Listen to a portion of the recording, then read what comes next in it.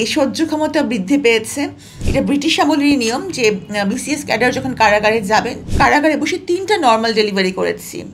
দর্শক, এই মুহূর্তে আমরা আছি আজকের দিনে বাংলাদেশের পক্ষ থেকে ডাক্তার সাবরিনা হোসেন মিষ্টি ম্যামের একটা গুরুত্বপূর্ণ সাক্ষাৎকার নেওয়ার জন্য আমরা এখানে উপস্থিত হয়েছি। ম্যামের সাথে আজকে আমরা জানবো অনেক কিছুই, ওনার রাজনীতিতে সক্রিয় হওয়া এবং ওনার বইমেলার যে 3টি বই প্রকাশিত হওয়ার কথা ছিল সেখানে 2টি বই অলরেডি প্রকাশিত হয়েছে। এই বইয়ের বিষয়ে এবং ওনার ভবিষ্যৎ পরিকল্পনা সম্পর্কে ওনার থেকে আমরা আজকে বিস্তারিত জানবো।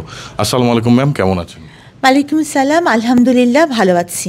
ম্যাম, এমন কিছু কথা যে কথা আপনি কখনো কাউকে বলেননি বা আমাদের মিডিয়ার কেউ জানে না, আপনার জীবনের এমন কোনো গল্প কি আছে যেটা আজকে বলতে চান আপনার দর্শক বা আপনার পাঠক বা আপনার শুভাকাঙ্ক্ষীদের জন্য?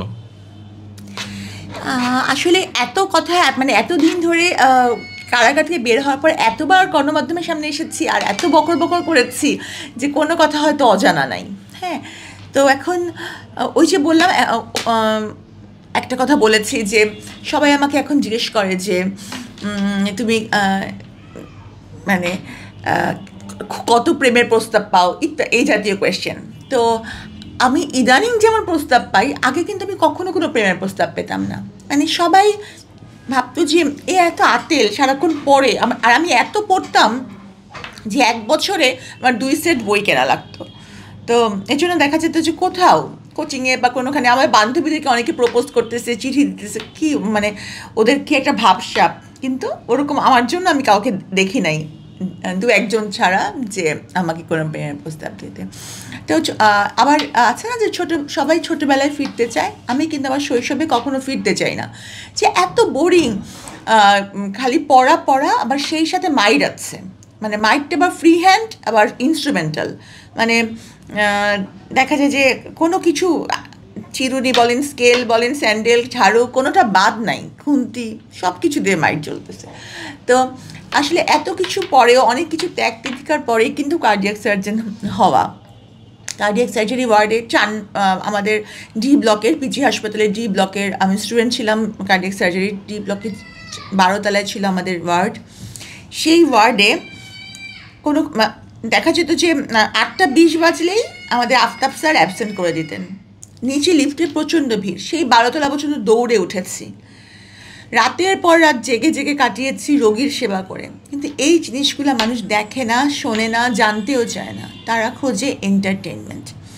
হ্যাঁ, তো কতটুকু ত্যাগ স্বীকার করে এইখানে এসেছি। তার এরপর যেমন ষড়যন্ত্রমূলক মামলায় কারাগারে গেছি। তবে একটা জিনিস হয়েছে, ধৈর্য। মানে এখন না কোনো কিছুতেই ধৈর্য হারা হই না।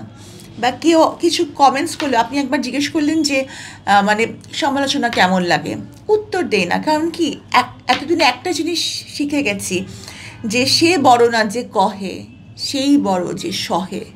তো এই সহ্য ক্ষমতা বৃদ্ধি পেয়েছে। কারাগারে গিয়েও অনেক, যেমন ধরেন কারাগারে আমি যেহেতু বিসিএস ক্যাডার, নিয়মই ছিল, মানে এটা ব্রিটিশ আমলেরই নিয়ম যে বিসিএস ক্যাডার যখন কারাগারে যাবেন উনি ডিভিশন পাবেন। আমাকে ডিভিশন আলাদাভাবে রাখা হয়েছিল, কিন্তু ডিভিশনে কোনো সুযোগ সুবিধাই আমাকে প্রোভাইড করা হয়নি। মানে একটা বৈষম্যমূলক আচরণের শিকার সবসময় হয়েছি। আমি মেডিকেলে কারাগারে বসে 3টা নর্মাল ডেলিভারি করেছি, ছোটোখাটো অপারেশন করেছি।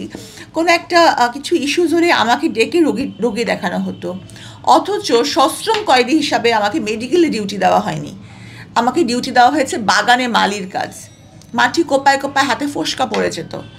যে কাজটা, এটাও বৈষম্যমূলক, কারণ যেহেতু আমি এই কাজটা পারি, আমাকে স্বাভাবিকভাবে সবাই ধরে নেওয়ারই কথা হচ্ছে আমাকে মেডিকেলে ডিউটি দেওয়া হবে, তো তা কিন্তু আমাকে দেওয়া হয়নি। তা আমি বলবো যে সব সময় একটা বৈষম্যের শিকার হয়ে এসেছি। তো এখন আমরা একটা নতুন বাংলাদেশের দিকে যাচ্ছি, জানি না যে ভবিষ্যৎ কী হবে বা কী।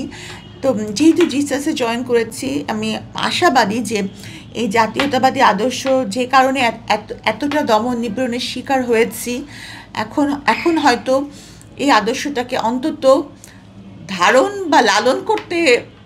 আসলে আমি কখনো কোনো কাজেই, যেগুলো আমার কাজ, আমি কোনো কাজেই কিন্তু ক্লান্ত হই না। হ্যাঁ, আল্লাহর রহমতে। ডক্টর, লেখিকা, ভালো রান্নাও করছেন আমরা ইদানিং দেখছি। আমি প্রতিটা সময় আমার জন্য রাজনীতিতে নতুন করে আপনি এত কিছু ম্যানেজ করবেন কিভাবে এত সময়?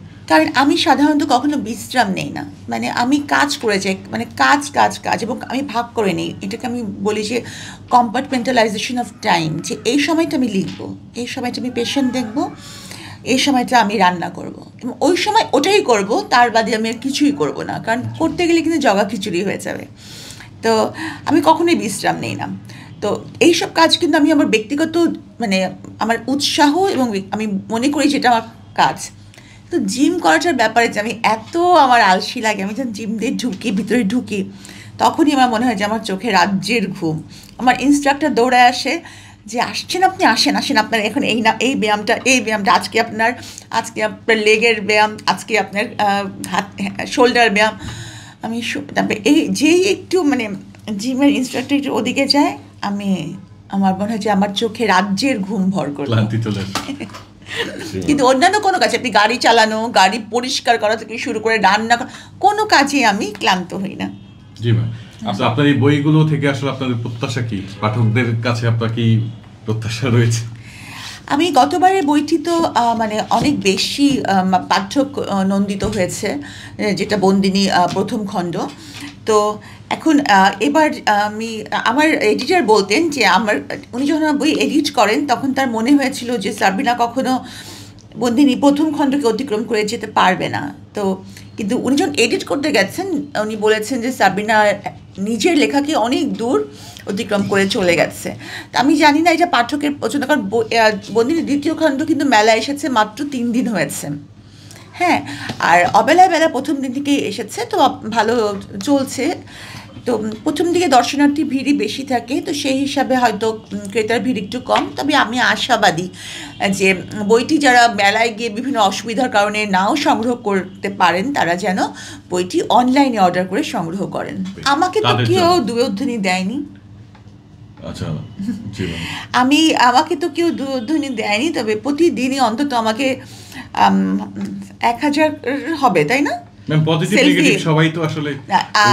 এটা তো সত্যি কথা, পজিটিভও থাকে নেগেটিভও থাকে, কিন্তু কেউ একটা ইনসিডেন্ট উল্লেখ করতে পারবে না এই পর্যন্ত আলহামদুলিল্লাহ যে কেউ দুয়োধ্বনি দিয়েছে। কাজেই ভিউজ বাড়ানোর জন্য এই দুয়োধ্বনি দিয়েছে এটা আমি বলতে রাজি নই। আমি এবারও মেলায় আগের বারের মতনও প্রচুর সমর্থন, ভালোবাসা পেয়েছি। এখন পাঠকদের প্রতিক্রিয়া কেমন ছিল? এখন যেমন কালকেও একজন নারী, সে আগের কতবার বন্দিনী নিয়েছে, বিশেষ করে যারা গতবার আমার লেখা পড়েছে তারাই কিন্তু বেশি আমার বই কিনছে, যারা লেখা পড়েছে। আবার অনেকের একটা বিষয় থাকে হয়তো ফেসবুকে, সেটা হচ্ছে যে ওনারা মনে করেন যে যারা ভাইরাল পারসন, মানে আপনাদের ভাষায় যারা ভাইরাল, তারা কেন লিখবেন বা তারা কেন লিখছেন। তো সেক্ষেত্রে আমি বলি যে আসলে যিনি লিখছেন তার শিক্ষাগত যোগ্যতা বা তার মানে কোয়ালিফিকেশন জেনে আপনারা এই ধরনের মন্তব্য করা উচিত যে তিনি আদৌ বই লেখার যোগ্য কিনা। আর আরেকটা ব্যাপার হচ্ছে যে কোনো বই সম্পর্কে বা কোনো লেখক সম্পর্কে বা কোনো কবি সম্পর্কে কোনো কমেন্টস করার আগে আপনি তার লেখাটা আপনাকে পড়তে হবে। হ্যাঁ, আপনি আন্দাজের উপরে একটা কমেন্টস করে দেবেন, এটা কিন্তু ঠিক না। যখন আপনি বইটা পড়বেন, সেটা কারো লেখা হতে পারে, কবিতার বই হতে পারে, আমার লেখা গল্পের বই হতে পারে, পড়ার পর আপনার কোন অনুচ্ছেদ ভালো লাগেনি, কোথায় বাক্য গঠনে দুর্বলতা মনে হয়েছে, কোথায় আপনার শব্দ চয়নটা অ্যাপ্রোপ্রিয়েট মনে হয়নি, সেই হিসাবে আপনি সমালোচনা করুন। হ্যাঁ, কারণ আপনার সমালোচনাটাও যদি অথেন্টিক না হয়, তাহলে সেই আলোচনাটা আপনার শিক্ষাগত যোগ্যতা বা আপনার কোয়ালিফিকেশনটাকেও ইন্ডিকেট করবে। ধন্যবাদ। দর্শক, আমরা এতক্ষণ শুনছিলাম ডাক্তার সাবরিনা হোসেন মিষ্টি, ওনার জেল জীবনের 3 বছরে কি কষ্টের জীবন উনি কাটিয়েছেন বা কি শিখেছেন, এবং বইমেলায় ওনার কি বই বের হলো, এবং রাজনীতিতে তিনি জনগণের জন্য কাজ করতে চান সেই আগ্রহ তিনি প্রকাশ করেছেন। এই বিষয়গুলো নিয়ে আজকে আমরা আসলে বিস্তারিত কথা বলেছি। আমাদের সাথে উপস্থিত ছিলেন এবং ওনার মূল্যবান সময় দিয়েছিলেন ডাক্তার সাবরিনা হোসেন মিষ্টি। তার জন্য আজকের বিজনেস বাংলাদেশ পরিবার থেকে ওনাকে অসংখ্য ধন্যবাদ এবং কৃতজ্ঞতা জানাচ্ছি। ম্যাম, আপনি বিজনেস বাংলাদেশ পরিবারের জন্য যদি কিছু বলতে চান। আমি বিজনেস বাংলাদেশ পরিবারকে আমার পক্ষ থেকে শুভকামনা জানাই এবং আপনারা অবশ্যই বিজনেস বাংলাদেশের সাথেই থাকবেন অথেন্টিক নিউজ পাওয়ার জন্য এবং একটা বস্তুনিষ্ঠ যে একটা আলোচনা আজকে হলো এই জন্য আমার খুব ভালো লেগেছে যে এই ধরনের এভাবে শুধু মানে ভিউজ বানানোর জন্য না, মানে ভিউ বাণিজ্যের জন্য না, অত্যন্ত সুন্দর এবং প্রাসঙ্গিক প্রশ্ন করার জন্য এবং একটা সুন্দর আলোচনা করার জন্য আমার মানে আপনাকে ধন্যবাদ। এবং আমি বলবো যে এ ধরনের আলোচনা আরও বেশি হলে দর্শকরা আরও বেশি বেশি উপকৃত হবে। অসংখ্য ধন্যবাদ ম্যাম আপনাকে। আপনাকেও ধন্যবাদ। Thank you.